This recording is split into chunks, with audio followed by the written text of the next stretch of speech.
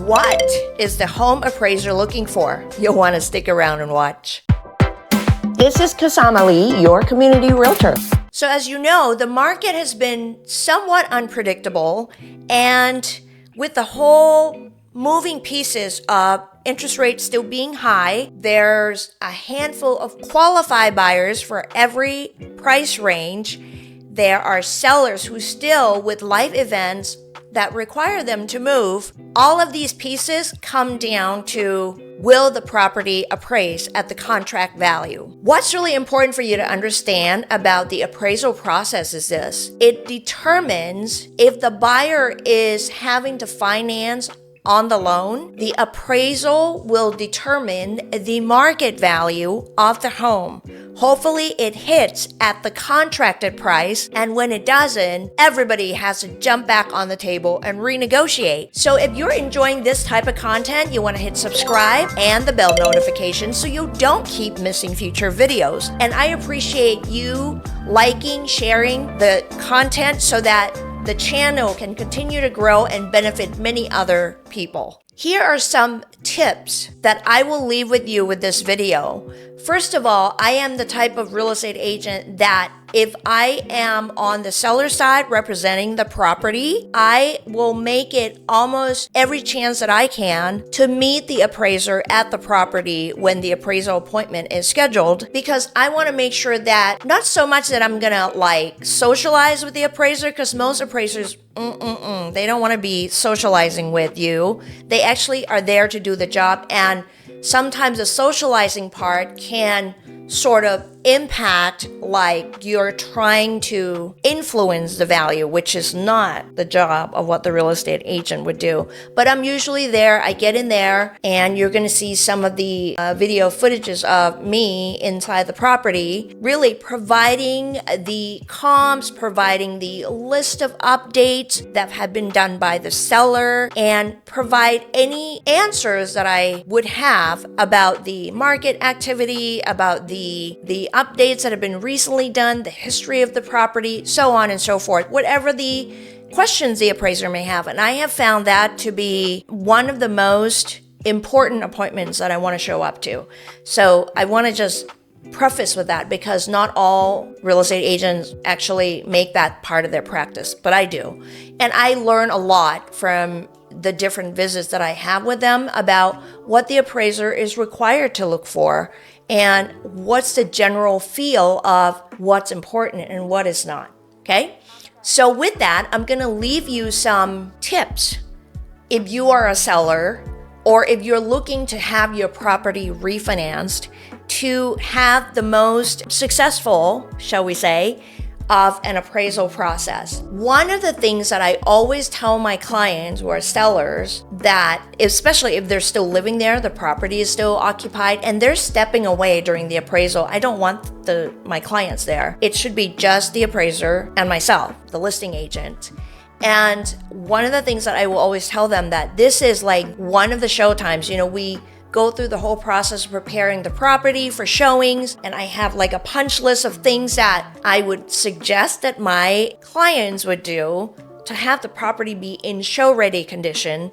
Well, when the appraiser shows up, that is one of the showing condition that the property should be in. It's actually, as a matter of fact, one of the highlights of the showing. So some of the common sense items that I think are important that sometimes are not addressed is, you know, the appraiser is not looking for a pristine condition property, because a lot of times the sellers are moving, right? But first impression is really the only impression you can give. And I think it's important that the beds are made. I know you're moving, but why not just make the beds, right?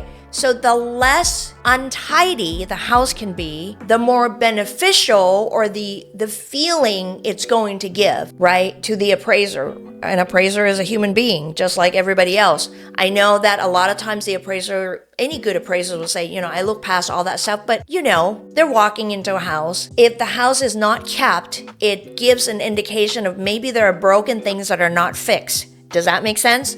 So you want to give that clear impression that you are taking pride of this ownership as a seller. So yes, beds should be made. You want to keep the counters as clear as possible. They are going to, depending on the type of loan the buyer has, right? They might run some of the appliances. If it's an FHA loan, they might turn on the water. Let's just make sure the sinks are not filled with dirty dishes. Little things like that. I know it's like beating up the dead horse, but I think it's really important.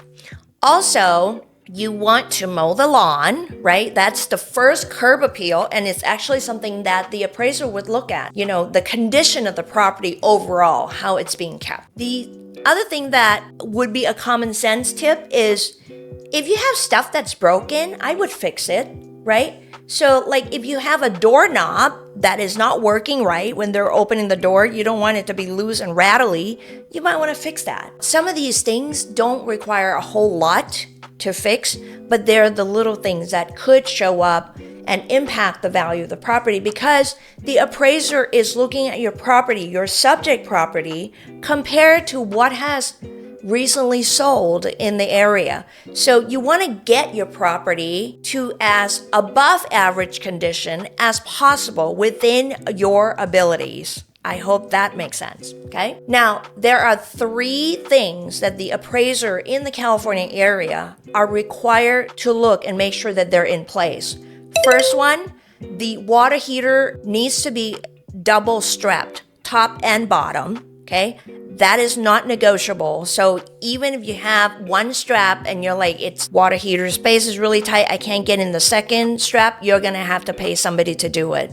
A plumber will take care of that for you because they will call it on the report as a health and safety issue, and you're going to have to put the strap on, and now somebody's going to have to pay for the appraiser to come back. So you want to get that done right away. The second thing is you want to make sure smoke detectors are installed. You got to have at least one in the common area in the hallway. There should be one in every bedroom, and there should be one in the, close to the kitchen area, okay? So those things, and they should be working. Like you should be able to see that they're working and they're not beeping because they're low on battery. So make sure your smoke detectors are working. Third piece is the carbon monoxide detector. It is now required by law. So you can't get away without a carbon monoxide detector.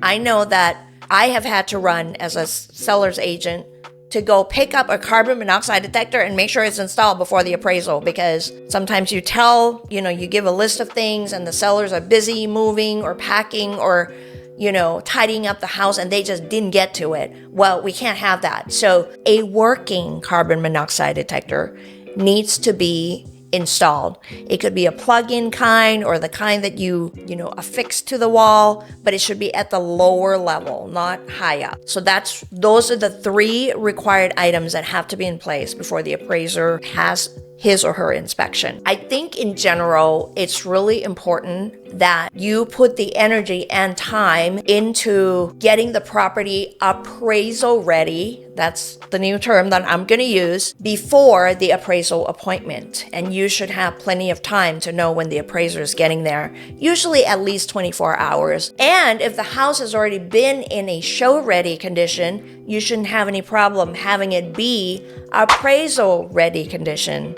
I hope this is helpful to you. If you've got more questions, feel free to reply to me via email or comment below. Thanks for watching. So I just had a great meeting with the appraiser who is doing an appraisal on my client's home here.